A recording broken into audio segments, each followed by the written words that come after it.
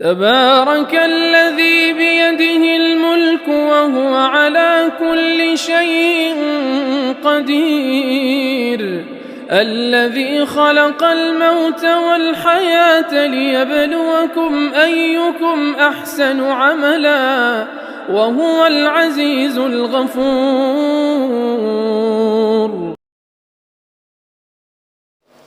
बिस्मिल्लाहिर्रहमानिर्रहीम नहमदुहु व नुसल्ली अला रसूलिल करीम अम्मा बाद।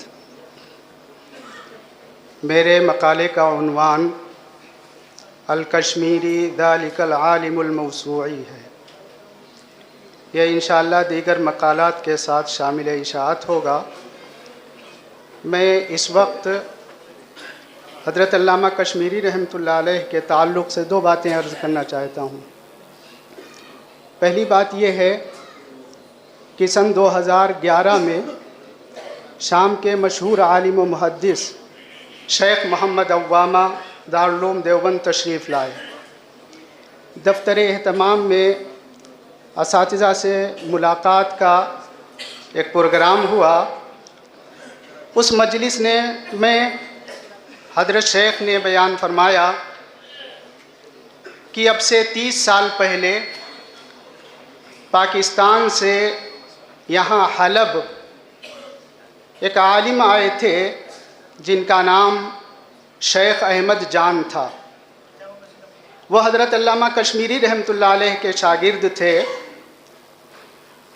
उन्होंने बतलाया कि हज़रत अल्लामा कश्मीरी रहमतुल्लाह अलैह को मंजूम मुतून के 25,000 अशार याद थे।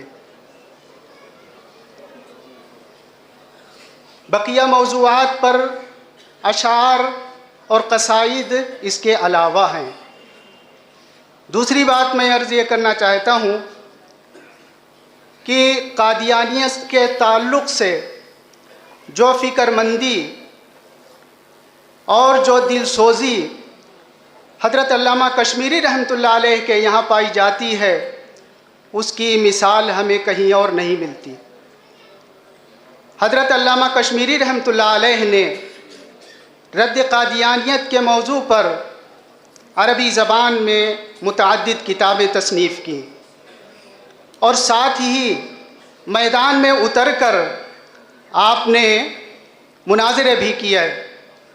आपकी जुर्अत और बेबाकी का आलम यह है कि कादियान में जाकर कई दिनों तक बल्कि कई साल तक प्रोग्राम किए और कादियानियत को लाजवाब किया।